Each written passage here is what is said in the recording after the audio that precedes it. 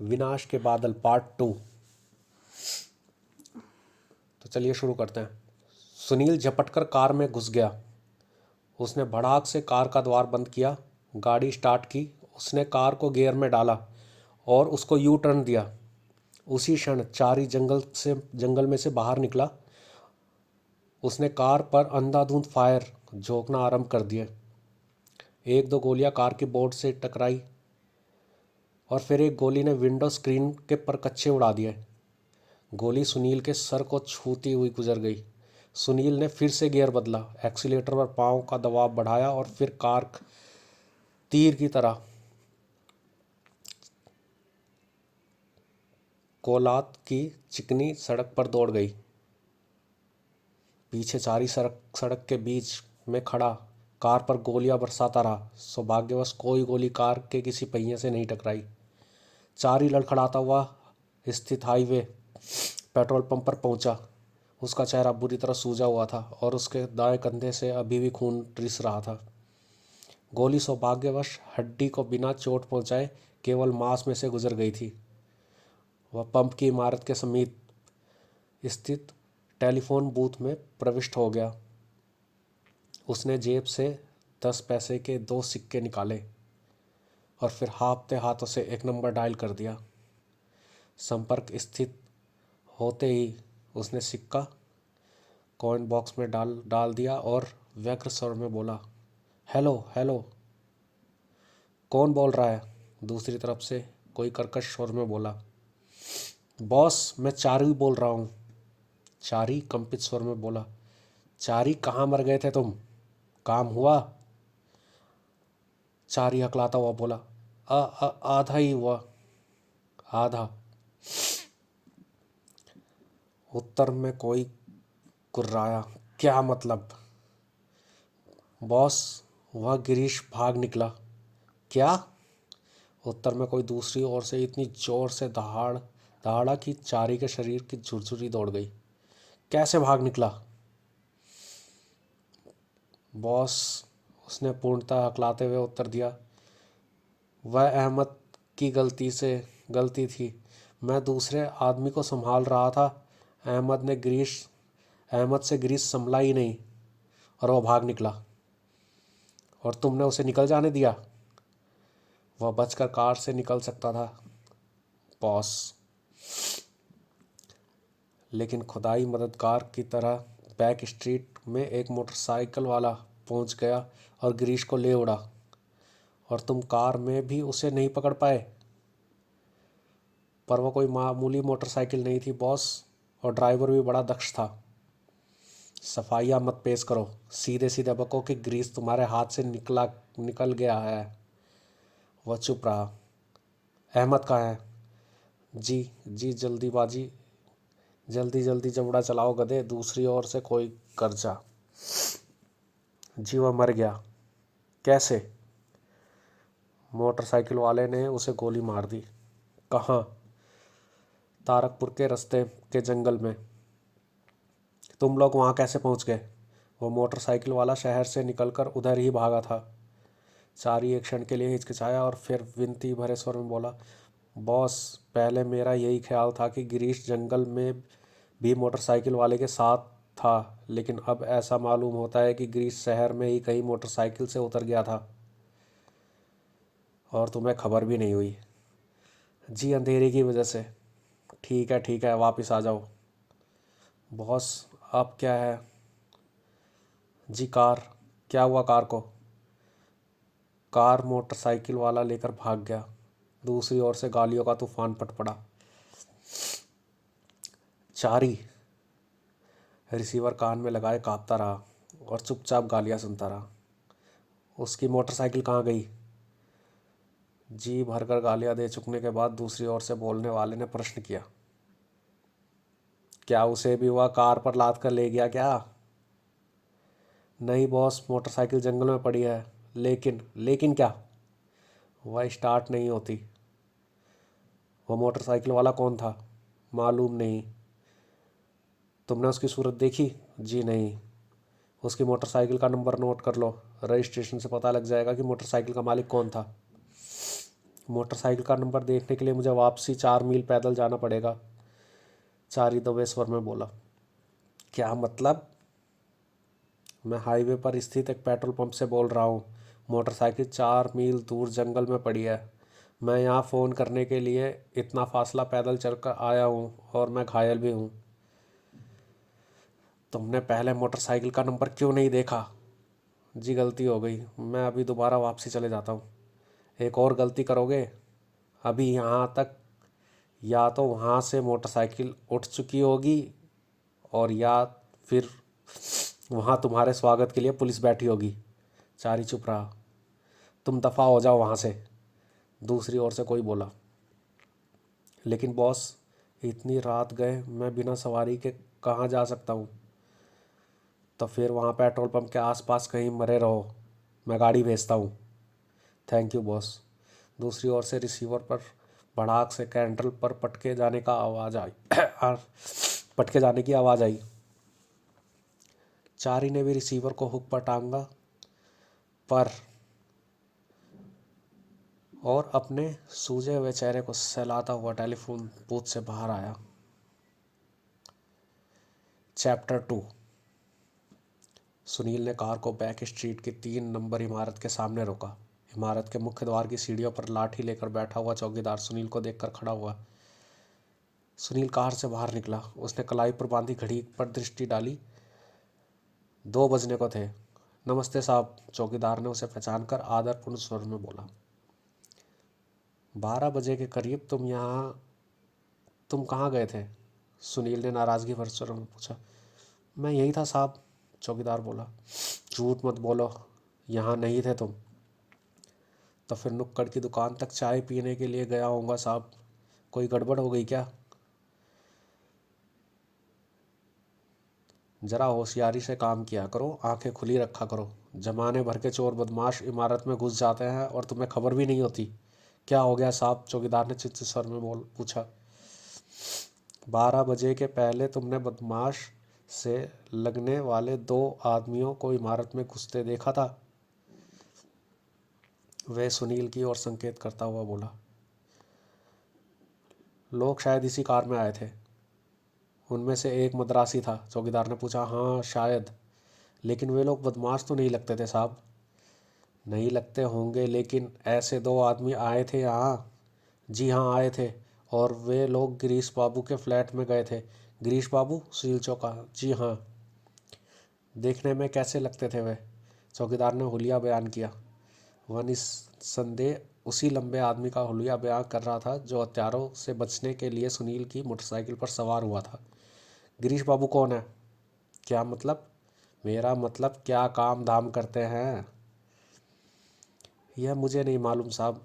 मुझे तो सिर्फ इतना मालूम है कि वह 4थी मंजिल की बाईं ओर वाले फ्लैट में रहते हैं और लगभग 3 महीने पहले उन्होंने वह फ्लैट किराए पर लिया था। फैमिली भी है? शायद नहीं। शायद हो, संभव है मुझे मालूम ना हुआ हो। सुनील सुनील की समझ में आ गया कि उसे गिरीश की सूरत पहचाननी हुई क्यों लगी थी। उसने जरूर इमारत की सीढ़ियाँ उतरते चढ़ते समय कभी न कभी गिरीश को देखा होगा। जरा मेरे साथ आओ, सुनील बोला। चौकीदार साथ हो गया। दोनों 4थी मंजिल पर पहुंचे। चौकीदार ने गिरीश के फ्लैट के मुख्य द्वार की ओर संकेत कर दिया। दोनों द्वार के सम्मुख पहुंचे। सुनील ने कॉल बेल की ओर हाथ बढ़ाया ही था कि चौकीदार बोल पड़ा। दरवाज़ा खुला मालूम होता है साहब। सुनील ने देखा, द्वार वाकई खुला था। भीतर बत्ती जल रही थी। सुनील ने कॉल बेल के पुश पर उंगली रख दी थी। भीतर कहीं घंटी बजने की आवाज़ सुनाई दी। सुनील थोड़ी देर प्रतीक्षा करता रहा। प्रत्युत्तर में भीतर से किसी प्रकार की आहट सुनाई नहीं दी तो उसने धीरे से द्वार को धकेला, पूरा खोला। ट्यूबलाइट प्रकाशित कर कमरे के भीतर के दृश्य पर दृष्टि पड़ते ही चौकीदार के मुंह से स्क्रीन निकल गई। उसके नेत्र फैल गए और वह आतंकित स्वर में बोला, साहब। सुनील घूमकर बोला, चुप रहो। कमरे के बीच में एक लाश औंधे मुंह पड़ी थी। उसकी गर्दन में एक छुरा घुसा हुआ था जिस पे केवल मुट्ठी शरीर से बाहर दिखाई दे रहा था। लाश के शरीर के आसपास गर्दन से बहे हुए खून का तालाब सा बना हुआ था। कृत्रिम प्रकाश में लाश को थोड़ी दूर पड़ी हुई कोई चीज चमक रही थी। सुनील सावधानी से आगे बढ़ा। उस चमकती हुई चीज के समीप पहुंचकर वह घुटनों के बल बैठ गया।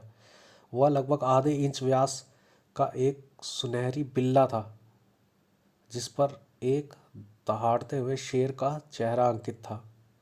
सुनील ने एक भरपूर दृष्टि लाश पर डाली और फिर वापस चौकीदार के पास लौटा। तुम इस आदमी को पहचानते हो? सुनील ने पूछा। 2-3 बार सूरत देखी है, नाम नहीं जानता। मैंने इन्हें गिरीश बाबू के साथ देखा है। सुनील बाहर आ गया। उसने फ्लैट का द्वार बंद किया और चौकीदार से बोला, पुलिस को फ़ोन कर दो। और वह स्वयं ही सीढ़ियों की ओर बढ़ गया। आप कहाँ जा रहे हैं साहब? चौकीदार ने पूछा। सुनील ने उत्तर देने का उपक्रम ना किया। वह इमारत से बाहर निकला और फिर काली कार में आ बैठा। एक काली कार ही एक सूत्र था जिसकी सहायता से हत्यारों का सुराग पाया जा सकता था, लेकिन उसके लिए बड़े फास्ट वर्क की ज़रूरत थी, और वह फास्ट वर्क उसे एक ही सोर्स से हासिल होने की आशा थी। उसने car police superintendent Ram Singh की कोठी की ओर दौड़ा दी।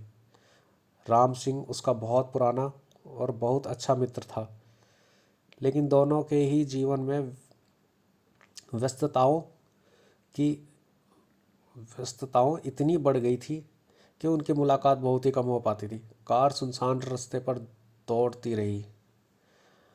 अंत में सुनील ने कार को राम सिंह की छोटी सी लेकिन खूबसूरत कोठी के सामने लाकर रोक दिया। वह कार में से बाहर निकल आया। उसने अभी ड्राइवर वे के फाटक को हाथ ही लगाया था कि कोठी के बरामदे में बंधा हुआ कुत्ता जोर जोर से भौंकने लगा। सुनील ने फाटक खोलकर भीतर अंदर घुसने का इरादा छोड़ दिया और जोर से आवाज़ लगाई, सुपर साहब। कुत्ता फिर से जोर जोर से भौंकने लगा। थोड़ी देर बाद बरामदे की बत्ती जली। फिर उसे बरामदे में राम सिंह का एक ड्रेसिंग गाउन में लिपटा हुआ भारी भरकम शरीर दिखाई दिया। उसके अलावा कुत्ते को चुप कराया और फिर अलसाए भर स्वर में बोला, कौन है? सुनील बोला, मैं। सुनील, क्या आफत आ गई? राम सिंह ने बुरा सा मुंह बनाकर बोला। वहां क्यों खड़े हो? भीतर आ जाओ। पहले अपने कुत्ते को संभालो। घबराओ मत, कुत्ता बंधा हुआ है। अच्छा, सुनील बोला और फाटक को खोलकर भीतर घुस गया। राम सिंह ने उसके सिर से पांव तक देखा। सुनील के कपड़े, चेहरे और बाल धूल और पत्तियों में से अटे हुए थे। राम सिंह बोला, कब्र में से उठ के आए हो क्या? इतनी मुश्किल से कब्र में ही पहुंचने से बचकर आ रहा हूं, सुनील बोला। राम सिंह संदिग्ध स्वर में बोला, गंभीर हो? अगर गंभीर ना होता तो इतनी रात गए तुम्हें परेशान करने आता क्या? तुम ठीक कह रहे हो, राम सिंह बोला। भीतर आ जाओ। राम सिंह उसे ड्राइंग रूम में ले आया। पानी के सिवाय किसी अन्य चीज़ की मांग मत करना, राम सिंह बोला। मैं नौकर को इस समय परेशान नहीं करना चाहता। मैं पानी भी नहीं मांगूंगा। मतलब यह है कि मामला गंभीर है। हाँ, ज़रा 1 मिनट ठहरो, राम सिंह बोला। वह उठकर कोने की मेज के समीप गया और उसके दराज में से एक खूब लंबा सा सिगार और माचिस ले आया। अपने दांतों से ही सिगार का कोना काटा, बड़े इत्मीनान से सिगार को सुलगाया, उसके 5-6 लंबे कश लिए और अपनी उंगली और अंगूठे के बीच प्रविष्ट ढंग से सिगार को नचाता हुआ वापसी सुनील के पास लौट आया। उस दौरान सुनील ने भी लकी स्ट्राइक का एक सिगरेट सुलगा लिया। राम सिंह बोला, सूट। सुनील ने संक्षेप में सारी घटना कह सुनाई। पूरी बात सुन चुकने के बाद राम सिंह बोला, तुम्हारा इस घटना से उतना ही वास्ता है ना जितना तुमने मुझे सुनाया है? हाँ। क्या हाँ? मेरा इस घटना से उतना ही वास्ता है जितना मैंने तुम्हें सुनाया है। सच कह रहे हो ना? और क्या, मैं तुमसे झूठ बोलूँगा? क्या भरोसा, राम सिंह उदासीन स्वर में बोला। खास तौर पर अखबार वालों का, जिनका सच झूठ मापने का पैमाना और दुनिया से एकदम अलग होता है। सुनील चुपचाप सिगरेट के कश लेता रहा। कार का नंबर क्या है? कुछ क्षण बाद राम सिंह ने प्रश्न किया। सुनील ने नंबर बता दिया। राम सिंह अपने स्थान से उठता हुआ बोला, मैं टेलीफोन करके आता हूँ, और वह दूसरे कमरे में प्रविष्ट हो गया। सुनील ने नया सिगरेट सुलगा लिया और प्रतीक्षा करने लगा। 5 मिनट बाद राम सिंह लौटा। उस समय वह नाइट गाउन के स्थान पर सूट पहने हुए था। चलो, वह बोला। दोनों बाहर आ गए। राम सिंह ने इमारत के मुख्य द्वार के बाहर से ताला लगा दिया और कुत्ता खुला छोड़ दिया। तुम बाहर चलो, मैं जीप निकालता हूँ, राम सिंह बोला। और जिस कार पर मैं आया हूँ उसका क्या होगा? सुनील ने पूछा। उसे यहीं छोड़ दो, मैंने फ़ोन कर दिया है। अभी हेडक्वार्टर से कोई आदमी आकर उसे यहाँ से ले जाएगा। राम सिंह जीप निकाल लाया। जला हुआ सिगार उसके दांतों में दबा हुआ था। सुनील उसकी बगल की सीट पर बैठ गया। राम सिंह ने जीप सुनसान सड़क पर दौड़ाई और बोला, हम बैंक स्ट्रीट चल रहे हैं और पुलिस वहाँ पहुँच चुकी है। और कार? उसके बारे में पुलिस हेडक्वार्टर को निर्देश दे दिया गया है। वह कार के नंबर से कार के स्वामी का नाम जानने का प्रयत्न कर रहे हैं। जल्द ही उन्हें मालूम हो जाएगा कि कार का स्वामी कौन है। वेरी गुड, सुनील बोला। राम सिंह चुपचाप जीप ड्राइव करता रहा। अंत में उसने जीप को बैक स्ट्रीट के 3 नंबर इमारत के समीप लाकर रोक दिया। 3 नंबर इमारत के समीप पुलिस की 2 जीपें खड़ी थी। तमाशाइयों की भीड़ से मालूम होता था कि हत्या का समाचार सबके कानों में पड़ चुका था। भीड़ में से 2-3 पुलिस के सिपाही भी खड़े थे। राम सिंह सुनील से बोला, अच्छा यह होगा कि तुम थोड़ी देर यहीं जीप में ठहरो। सुनील ने सुकृति सूचक ढंग से सिर हिला दिया। राम सिंह जीप से बाहर निकलकर पुलिस के साथ हो लिया। राम सिंह का भारी भरकम शरीर और उसका रौबदार चेहरा ही यह जाहिर करने के लिए पर्याप्त था कि वह पुलिस का उच्च अधिकारी है। लोग बड़े सम्मान पूर्वक ढंग से अपने आप ही रास्ता छोड़ते चले गए। राम सिंह सिपाही के साथ इमारत में प्रविष्ट हो गया। लगभग आधे घंटे बाद राम सिंह इमारत के बाहर निकला और वापसी जीप में आ बैठा। जीप को स्टार्ट करके उसने बैक गियर डाला और उसे बैक करता हुआ बैंक स्ट्रीट से निकलकर मुख्य सड़क पर ले आया। उसने गियर बदला और गाड़ी सामने की ओर दौड़ पड़ी। अब कहाँ चल रहे हो? सुनील ने पूछा। राम सिंह ने उत्तर दिया, पुलिस हेडक्वार्टर। सुनील बोला, सुपर साहब तारकपुर वाली सड़क पर ले चलो ना। क्यों? वहाँ जंगल में मेरी प्यारी मोटरसाइकिल पड़ी है यार। लेकिन वह तो बिगड़ी हुई है ना, तुम उसे ला सकते हो? क्योंकि उसे बिगाड़ा मैंने था, इसलिए मैं उसे सुधार भी सकता हूँ। तुम सुधार सकते हो? वह चारी नाम का बदमाश नहीं सुधार सकता क्या? शायद वह कार के स्थान पर तुम्हारी मोटरसाइकिल ले गया हो। वह नहीं सुधार सकता, सुनील पूरे आत्मविश्वास से बोला। अच्छी बात है फिर, राम सिंह बोला और उसने जीप के रुख नगर से बाहर की ओर ले जाने वाली सड़क की ओर कर दिया। अब पीछे की तो कुछ बोलो, सुनील बोला। तुमने लाश की सूरत देखी थी? हाँ। तुमने पहचाना नहीं उसे? नहीं। हैरानी है, क्यों? भाई बड़ा मशहूर आदमी था। कौन था? मजदूर नेता सोनवालकर। अच्छा, सुनील हैरानी से बोला। हाँ, तभी तो मैं कह रहा हूँ कि हैरानी यह है कि तुमने उसे पहचाना नहीं। उसका तो किसी न किसी संदर्भ में हर तीसरे दिन अखबारों में फ़ोटो छप जाता है। संयोग की बात है। सोनावकर वाकई बड़ा प्रसिद्ध व्यक्ति था। वह स्वयं को मजदूर का नेता कहता था और मजदूरों के हकों की खातिर हमेशा कोई ना कोई हंगामा खड़ा किए रहता था। मिलों और कारखानों में होने वाली 3/4 हड़तालों के लिए मिल मालिक उसे उत्तरदायी ठहराते थे। मजदूर वर्ग में उसका इतना तगड़ा प्रभाव था, वह जो कुछ भी मुंह से निकाल देता था मजदूरों के लिए वो पत्थर की लकीर बन जाता था। मजदूर वर्ग में उसका इतना दबदबा होने की वजह से मिल मालिक भी उससे घबराते थे। जिन लोगों की मजदूर वर्ग में सहानुभूति नहीं थी वह उसे कम्युनिस्ट कुत्ता कहते थे। और कहते थे वह अपना उल्लू सीधा करने के लिए सीधे सीधे मजदूरों को बरगलाता है। पूछे जाने पर यह बात कोई स्पष्ट रूप से नहीं कह पाता कि सोनवलकर अपना कौन सा उल्लू सीधा करना चाहता था। यह साम्यवादी नेता की तरह सोनवलकर भी वर्ग संघर्ष की बातें करता था।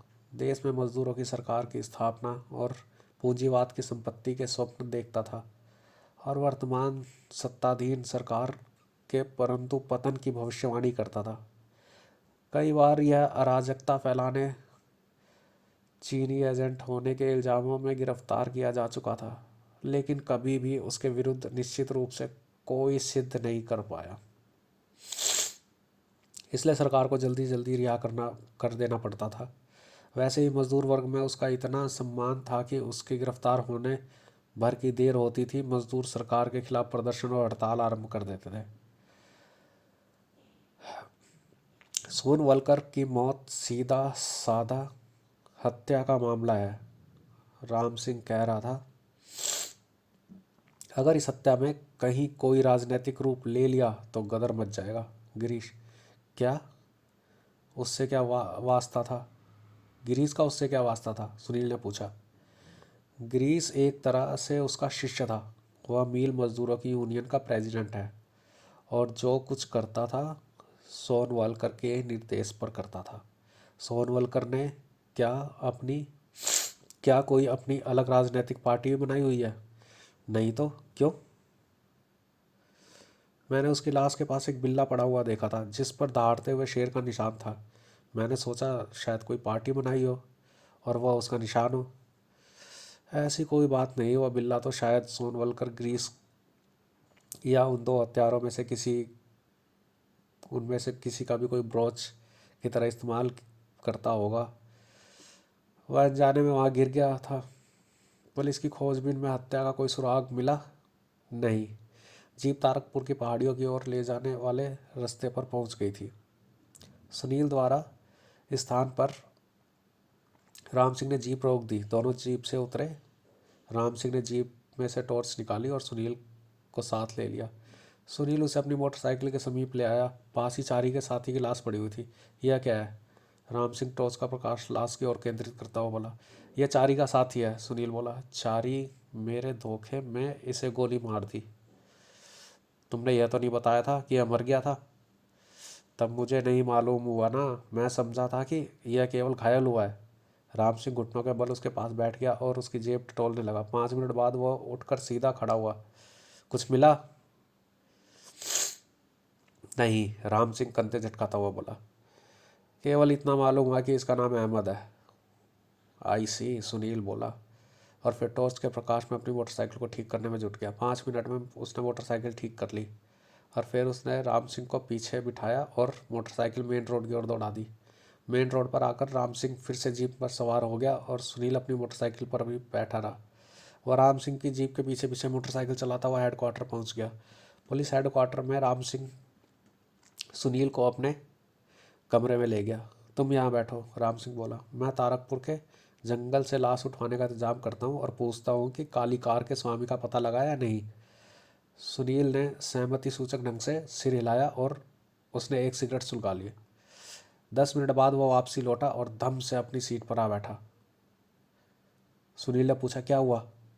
काली कार के मालिक का पता लगाकर हत्यारे का पता लगाने की संभावना समाप्त हो गई। क्यों? काली कार हत्यारों की अपनी नहीं थी, वह चोरी की थी। लेकिन वास्तव में वह कार है किसकी? वह कार लिटिल रोड पर स्थित पैराडाइज नाइट क्लब की प्रॉपर्टी है। हमने पैराडाइज नाइट क्लब के मैनेजर से संपर्क स्थापित किया। उसके अनुसार कार को कई क्लब के कंपाउंड में से चोरी करा गया है। उसने कार की चोरी की उस इलाके की पुलिस स्टेशन पर रिपोर्ट भी लिखवाई हुई है। सुनील राज स्वर में बोला, छुट्टी। मैंने उस इलाके के पुलिस स्टेशन से पूछवाया है। वहाँ से मालूम हुआ है कि उस कार की चोरी की रिपोर्ट वाकई दर्ज कराई गई है। रात के 1 बजे के करीब पैराडाइज नाइट क्लब के मैनेजर जसवानी ने टेलीफोन पर उस नंबर की कार की चोरी की सूचना दी थी। इतनी देर बाद क्यों? जसवानी ने कथानुसार उसे तभी पता लगा था कि कार गायब है।